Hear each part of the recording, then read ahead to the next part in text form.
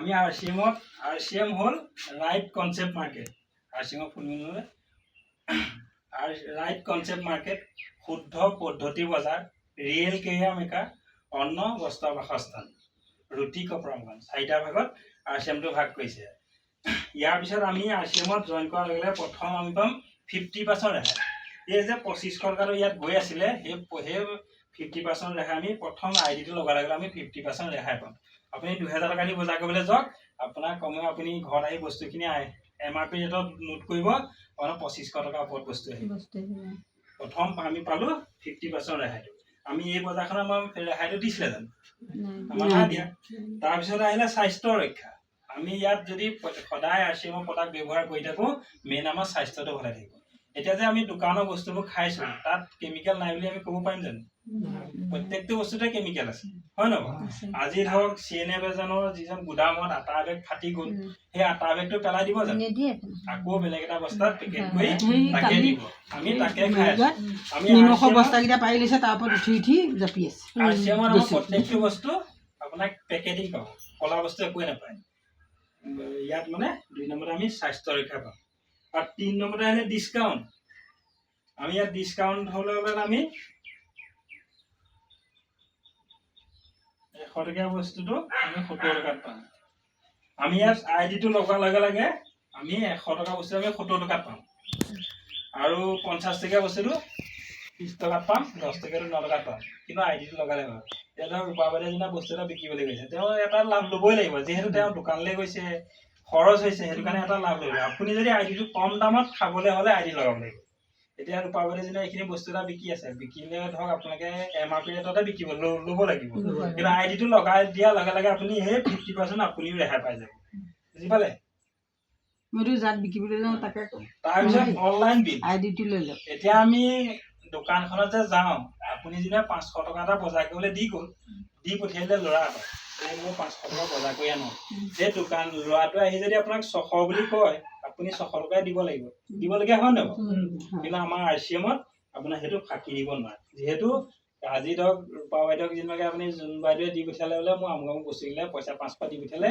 বাইদেউ দোকানতে থাকিব কিন্তু মোবাইলটো আগে মেছেজত আহিব তাত যেতিয়া বিল মাৰিব আপোনাৰ বাইদেউ মোবাইলে মেছেজ আহে বাইদেউ 600 বুলি ক'বহি নোৱাৰে 500 হে দিব নেকি এটো সুবিধা আছে তাৰ পিছতে আহিলে আপোনাৰ 2% পৰা 22% বেংকত জমা হ'ব প্ৰথম কমিশনটো আমাৰ 2% পৰা আৰম্ভ হ'ব তাৰ পিছত 2% হৈ গৈ 22% 22% যিনাখনি হ'ব সেইনাখনি আপোনাৰ একাউণ্টত 25000 টকা আহিব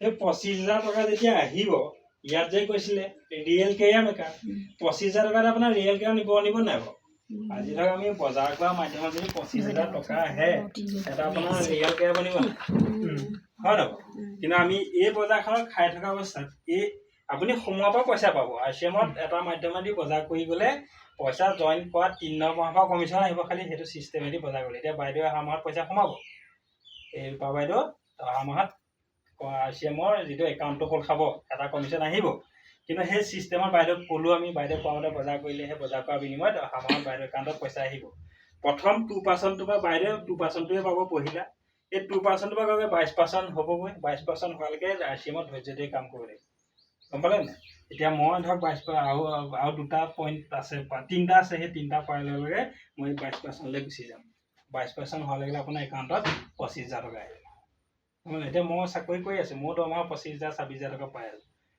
কিন্তু মই কাম কেলে গৈছে ইয়াত RCM বহুত কিটা সুবিধা আছে আৰু স্বাস্থ্য ভালে থাকিব ইয়াৰ আপুনি সদায় বস্তু খাই থাকক বেমাৰ নহয় আজি আমাৰ 2 বছৰ আমি ডক্টৰ বুলি যোৱা নিয়ম গমে নাপাওঁ প্ৰত্যেক আমি যিটা বস্তু আমি ইয়াতো যিটো অসুখ আছিলে তেখেতেও আছিল ইয়াতো বেমাৰটো তেখেতেও আছিল তেল নিমখ হালধি যদি সদায় ব্যৱহাৰ কৰি থাকে আপোনাৰ বেমাৰ পতককে RCM ঘৰত নাহে মানে আৰু বাকি বেলেগ প্ৰডাক্ট আছে সেইখিনি কম বাৰু তাৰ পিছতে আহিলে ফ্ৰী প্ৰডাক্ট আমি যে এখন বজাৰ কৰি আছো আপোনাক দোকানীজনে কেতিয়াবা 10 টকা এটা দিয়ে নেব আপুনি আজি বিহু বুলি বা এখন বিয়া পাতিলে বিয়া এখনৰ সৰ্বসাধাৰণ 20-25 হাজাৰ টকা বজাৰ কৰে এখন দোকানত। সেই 20-25 হাজাৰ বজাৰ কৰাৰ বিনিময়ত আপোনাৰ যদি 100 টকা হ'ল তাহলে 20,100 টকাটো নোলোৱাকৈ থাকিবনে? 100 টকাও ল'ব। কিন্তু আমাৰ ইয়াত যদি 6 মাহৰ মূৰে মূৰে ফিবিলাক পাব, বজাৰ কৰি থকাৰ বিনিময়ত 6 মাহৰ মূৰে ফিবিলাক দিব, বছৰেকত দুবাৰ দিয়ে। এতিয়া আমি সেই ফিবিলাক 20,000 ওপৰত পালোঁ। আমাৰ 2 বছৰ পাৰ হৈ গ'ল, আমি 20,000 টকাৰ ওপৰত সেই ফিবিলাক পালোঁ। আমি 20,000 ওপৰত হ'ল, সেনেকৈ মোটামুটি 20,000 পালোঁৱেই। তাৰ ওপৰত আৰু খোজকাজকৈ মাজে সময়ে এটা লাইনত আহি থাকে, সেইটো পৰা বাদ মোটামুটি 20,000 টকা ফিবিলাক পালোঁ আজি 2 বছৰৰ ভিতৰত। কিন্তু আজি মই ইমান বয়সলৈকে আজি ধৰক 40 বছৰ হ'ল। আগবছৰতো মই ঘৰত বজাৰ কৰি খাই আছিলোঁ, কিন্তু মইতো দোকানৰ পৰা মোক ফিবিলাক দিয়া নাই। আজি মই নিতুলৰ ধুন্তি দোকানত মই মাহে 7,000 দিওঁ দোকানত। সেই 7,000 দিওঁতে মইতো আজি ধৰক তাৰ দোকান খোৱা 7 বছৰ হ'ল। মটন টকাও মোক দি নগ'লে সেই 7 বছৰ বজাৰ কৰিলোঁ ধুন্তি তাত, 5 বছৰ বজাৰ কৰিলোঁ, 5 বছৰত মই এটকাও ফিবিলাক নাপালোঁ। কিন্তু RCM 2 বছৰ কৰিলোঁ, 2 বছৰত মই 20,000 টকা ফিবিলাক পালোঁ। আৰু মেইন কমিশ্যনটো কমিশ্যন 50,000 টকাৰ ওপৰত কমিশ্যন আহিলে এতিয়ালৈকে বৰ্তমান, গম পালে না? আমাৰ ইয়াত মানে সেইটো সুবিধা আছে, ঠিক কথা কৈছে। তাৰপিছত বানাছ, এতিয়া আমি এনেই সৰ্বসাধাৰণ বানাছ ক'ত নিদিয়ে, ক'ত পায়?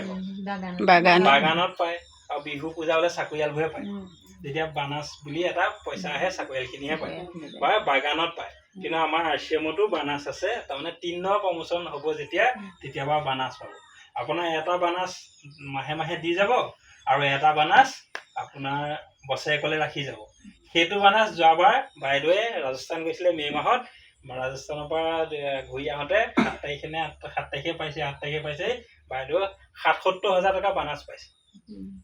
চক এই বাইদেউ যি আগত ধৰক RCM নকৰা আগত যি আছিলে মই কৈ দিম বাৰু, বাইদেৱে ক'ব কাহিনী। সেই বাইদেৱে ধৰক 77,000 টকা যেতিয়া পাইছে, আজি ধৰক দৰমহাটো বাদে 77,000 বানাছ পাইছে। খালি সেই মাধ্যমেৰে কামখিনি কৰিব লাগিব। আমি ইয়াত একত্ৰিত হৈ কাম কৰিব লাগিব। আৰু মানে RCMটো আপোনাৰ আত্মাৰ পৰা ল'ব লাগিব। এনেই মই RCM কৰিছোঁ বুলি আৰু বোলে মই RCMত সোমাইছিলেও পইচা নাপায়। চিষ্টেম কৰিব লাগিব, চিষ্টেম মানিব লাগিব, কোম্পানীক বিশ্বাস কৰিব লাগিব, আপলাইনক বিশ্বাস কৰিব লাগিব। ধৰক আমি বাইদেউক সদায় ৰাতিপুৱা গধূলি ফোন কৰোঁ, বাইদেউ আজি বিজনেছটো মই এনেকুৱা কেনেকৈ কৰিম। সেইখিনি ধৰক ডাউনলাইনখিনি ধৰক আমাৰ ডাউনলাইন ৰূপা বাইদেউ আছে, যোন বাইদেউ আমাক যিখিনি নাজানে, আমিও নাজানো, কিন্তু আমিও ধৰক নজনাটো আকৌ আমাৰ আপলাইন আছে, আপলাইনৰ পৰা পৰামৰ্শ ল'ম। সেইখিনি মানে পৰামৰ্শখিনি আৰু ল'ব লাগিব। তাৰপিছত এই 7টা বেনিফিটৰ পিছত আৰু এটা ডাঙৰ বেনিফিট দিলে, সেইটো কাৰণে RCMত সকলো মানুহ পাগল হৈ আছে। সেইটোৱে হ'ল ৰয়েলটি ইনকম। ৰয়েলটিৰ কাৰণে RCMত আজি সকলোৱে আহি গৈছে। এতিয়া বাইদেউ ৰয়েলটি 2 নম্বৰ পিন। এতিয়া বাইদেউ ইনকম মাহে 35,000 টকা প্লাছ ওপৰত আহে। বাইদেউ ৰয়েলটি 2 নম্বৰ।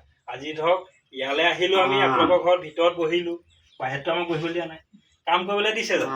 আহি আপোনালোকৰ 2 আখৰ কথাহে পাতিছোঁ। কিন্তু চব কথা পতাৰ বিনিময়ত বাইদেউ একাউণ্টটো কিমান ডাঙৰ শুৱনি হৈছে চব, হয় নহয়?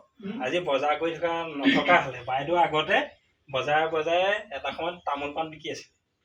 সেই তামোল পাণ বিকি থকা হ'লে বাইদেউ আজি এই স্কুটি লৈ 2টা ল'ৰা পঢ়ুৱাই আছে, এটা হায়াৰ ছেকেণ্ডেৰী, এটা BA, কিন্তু সেইখিনি কৰিব পাৰিলেহেঁতেন আজি যদি বজাৰে তামোল পাণ বিকি থকা হ'লে।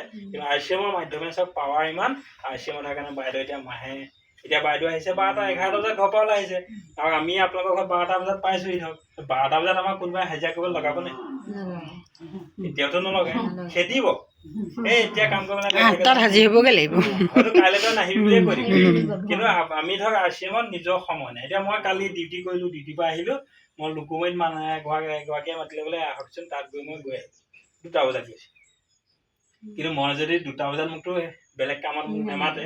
কিন্তু এইটো যে ৰয়েলটি যিটো ইনকমৰ কথা কৈছোঁ, সেই ৰয়েলটি হ'ল, এতিয়া একচুৱেলি গম নাপায় কোনো, সেই ৰয়েলটি ভাৰত চৰকাৰে 3জন ব্যক্তিক দি আছে।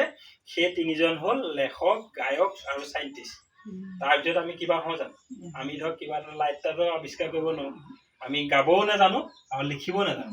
4 নম্বৰ ৰয়েলটি দিছে RCMত, যিজন আমাৰ অনাৰ তিলক চন্দ্ৰ ধাবা, এজন ভগৱান সদৃশ। সেইজনে ধৰক আমাৰ এজন হ'ল আমাৰ মালিক RCMৰ, ইজনে ধৰক আমাৰ RCMটো জন্ম দিছিলে, আৰু ইজনক আমি কোটি কোটি প্ৰণাম কৰোঁ। তেওঁৰ অবিহনে ধৰক আমি যি ইনকম পাইছোঁ, ধৰক পাই আছোঁ, আৰু সপোন আছে, সপোন পূৰ হ'ব। এই 4 নম্বৰ ৰয়েলটি দিছে RCMত। যিদিনাখনি আপোনাৰ এই 22% পাৰ হৈ যাব, সেইদিনাখনিৰ পৰা আপোনাৰ ৰয়েলটি লোৱা যাব। আৰু এইখিনিৰ পৰা আপোনাৰ 7টা জেনেৰেশ্যন, যিহেতু এতিয়া চাকৰি কথা ক'লোঁ, পেঞ্চন নাই, কিন্তু আপুনি 7টা জেনেৰেশ্যনলৈ ইনকম দি থৈ যাব পাৰিব।